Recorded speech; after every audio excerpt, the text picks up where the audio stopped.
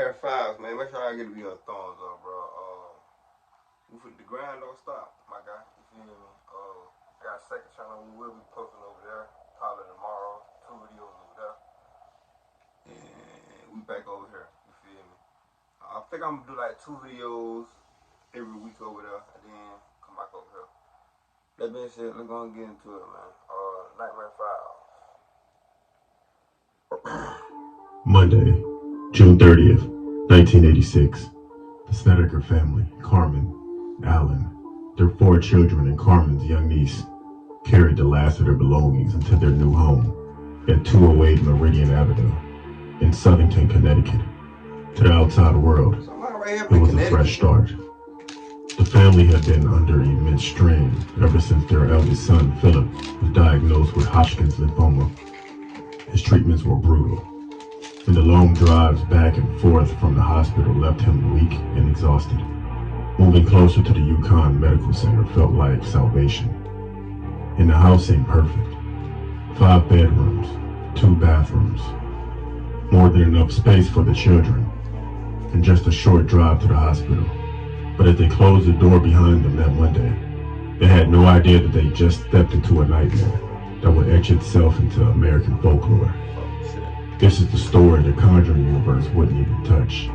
A story filled with trauma, illness, and claims so terrifying and so controversial that decades later, people are still debating whether it was fact or a hoax.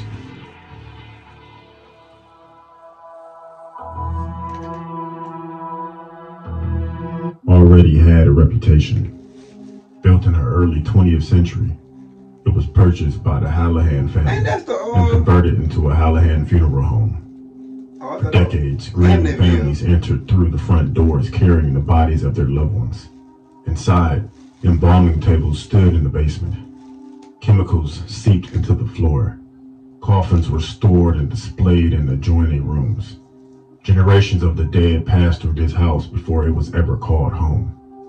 When the funeral home eventually shut down, the building was renovated and listed for rent. Its new life as a family home hid a disturbing truth. The basement still carried the tools and artifacts of its former purpose: embalming equipment, coffin parts, toe tags, even photographs of the deceased remained on the property. The walls might have been painted over, the floors polished, but death had already left its mark. As you walked out the back door, there were French doors. We'll move the fuck out of there. Not even playing. I don't give a fuck. Fuck the dumb shit. If you go in those French doors, it led down into the basement or into our bedroom. When you went into the basement, there was the morgue and where they prepared the bodies. The hoist went up into our bedroom above us. There was a blood tank to the right of the staircase. When the Snedekers moved in, the children quickly claimed their rooms. Arguments were minimal. The transition surprisingly smooth. Carmen felt relief, maybe. Finally, things were turning around. That relief ended when she explored the basement. Behind piles of boxes and dusty furniture, she found the evidence. Instruments used to prepare bodies, mortuary tags with names scrawled in fading ink. The stale chemical odor of embalming fluid still clung to the air. Most parents would have sealed the basement off, but her sons Philip and Bradley wanted it as their bedroom. The spacious casket display room was theirs now, just down the hall from the embalming chamber. At first, it was just strange, but soon it became terrifying. The covers would be pulling off the bed. There would be voices, a lot of scratching on the walls. The bed didn't always do it. It did it more in Carmen's room than anywhere, but it would like breathe, kind of like. Kelly, what did the operation look like? Did it? It didn't have a person. It was just a black mass. Just a black mass. Yeah. The activity began almost immediately. Philip was the first target. He told his mother about the man with long black hair who came to him at night. Sometimes he threatened him. Sometimes he simply whispered his name, always watching, always waiting. Then Carmen herself experienced it. While cleaning the kitchen floor, her mop water suddenly turned a deep, blood-red color. The smell was horrible, like rotting flesh, forcing her to gag. She later described it as the moment she realized something was horribly wrong with the house. The event escalated. Footsteps in the empty rooms. Voices calling from the shadows. Moving out. Objects moving on their own. And then came the physical attacks. Unseen hands pulling at them in the night. Scratching, shoving, and pinning them. As a horror fan, bro, I should know moving out 9 times out of 10 don't resolve the situation at all. 9 times out of 10 it's gonna follow you. It's definitely gonna follow you, bro. I'm tripping. But the darkest accounts came from Carmen and her husband, am I wrong? Who claimed they were repeatedly attacked by invisible entities. To them, the haunting wasn't just spiritual. It was deeply, horrifyingly physical. I heard his name being called from the basement on the very first day in there. And he told me that. And I was concerned, knowing what was going on to his head and neck, that the medication, the treatments were causing him some... As the weeks turned into months, Philip's behavior unraveled. He became volatile, lashing out at his siblings with cruelty. He strapped his younger brother to a gurney and spun him until he screamed. He locked others inside chests and walked away as they begged for release. It was as though something in the basement was working through him, hollowing him out from the inside. The breaking point came when he violently attacked his cousin Tammy. He was institutionalized for 45 days where doctors diagnosed him with schizophrenia. But what unsettled them was that his medication couldn't explain the hallucinations. Bro, speaking of that, bro, Ed Gein, played by Charlie, bro, from the Sons of Anarchy, is definitely a 10 out of 10. I just got done with it last night, bro. Definitely a 10 out of 10, bro. Great acting. And with the little spin-off with Ed Kemper and goddamn the Mind Hunter, like, they had, you know what I'm saying, they had the episode in there, which was tough to me, I ain't gonna lie. That was very tough to me, like, and Ted Bundy shit. I mean, it's all sick, though, but you know what I'm saying, it's good set on. Not saying the victim, you know what I'm saying, RIP to the victims. You gotta get that out there. You know what I mean? Nor was there any family history of the disorder. And when Philip left the house to live with relatives, the visions actually stopped. Carmen and their family about a chilling story. They wrote a book about it called In a Dark Place, the story of a true haunting. And they wrote this book along with Ed and Lorraine Warren, who have been with us before. They are the professional Ghostbusters, who Alan Carmen said saved their lives. Ed, you both launched an investigation into the house and you discovered a very shocking thing that actually happened in the funeral parlor involving the bodies.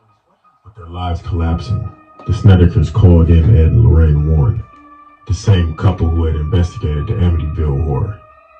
The Warrens arrived and immediately sensed something malignant. Lorraine claimed she felt crushed by the energy of the home. Ed insisted that horrible things had been done to the bodies in that basement and with the bodies. That human remains had been used in the rituals. To them, this wasn't just a haunting. It was a demonic infestation. On September 6, 1988, a Catholic priest performed an exorcism on the house. According to the family, the activity ceased immediately. By the end of the year, they packed up and left. But outside those walls, the debate had only begun. While we were investigating this story, we came across some people who live in the Snedeker's old neighborhood. And they say they have some serious doubts about the Snedeker's story. In fact, they say the Snedekers are making the whole thing up. Meet Richard, Yvonne. Go live in there for one night. The landlord, Dale Kern, suggested that the Snedekers exaggerated their claims, whose rent fell behind. Neighbors described the family as cheerful in public, not fearful. Friends of Philip said he had always been a storyteller, craving attention. Even more damning, future owners of 208 Meridian Avenue reported no activity whatsoever. One even called the haunting Hollywood foolishness. So which is it? A genuine case of demonic infestation, or a desperate fabrication born out of illness, poverty, and grief? They had brought in some religious relics, one of which was a Madonna, and they were placed in various places throughout the house. They spoke the Mass in Latin, in Hebrew, and in English. During the exorcism, there were several different things that actually had transpired in there. We had rumbling that went through the house. The story of the haunting in Connecticut, the Snedeker family, exists in a gray space. A place where trauma, folklore, and faith intertwine. Perhaps the Snedekers were victims of something beyond human comprehension. Or perhaps the house's grim history was enough to plant the seeds of fear, and those fears grew into something that consumed them. In the end, And that's why your ass should do homework on the fucking house that you're trying to get into with your family. haunting may not be about what was in the house, but about what was in that family. And maybe that's what makes this case so terrifying. Because if the horror wasn't real, then everything they endured, it came not from spirits, but from the living.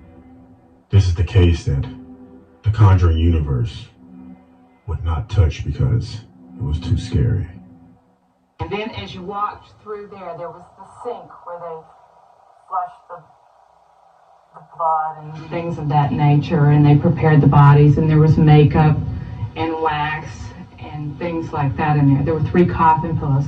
Then as you come through, there was a tool room where they kept the little head things, where they put the name of the person, little metal.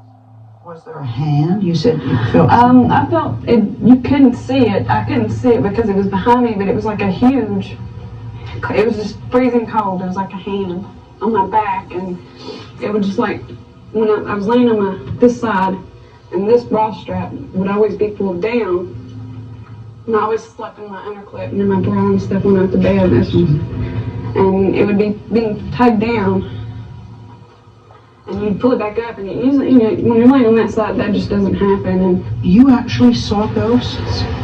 What did they look like to you? It took different forms. When I seen it, I would see it in different shapes. The first time I seen the ghost, it appeared in cat-like eyes going up on the ceiling, looking down at my bed. And the second time I seen it, it appeared as my little sister. The lights were taken out of the sockets on the ceiling. And I looked over, because they were flashing on and off, and there was no bulbs in there. And I looked over, and it looked like my sister, and she was laughing at it when she was flicking off the switch like that. And then I got up to go over to her, and she went running up the stairs. Now, this case is not as isolated as these 3 people would have us think. We have over 70 cases very similar to the Snedekers. And remember that the church was involved in this. Yeah, that's OD. I believe him, bro. Do y'all believe him? Back in the day, shit like that used to happen for real, bro. And nobody probably would believe him. People be trying to say that people be crazy, but they don't know what the fuck they be going through in their house, bro. How the fuck you know that man seen the ghost or probably seen the demon, bro? You don't know unless you stay the night. But let me know if y'all think it's real or fake. I think it's real 100%. To be honest, you know what I'm saying? I'm probably gonna make a video for my second channel, so make sure y'all go over that also. Give your thumbs up and subscribe. See y'all when I see y'all. Let's ride.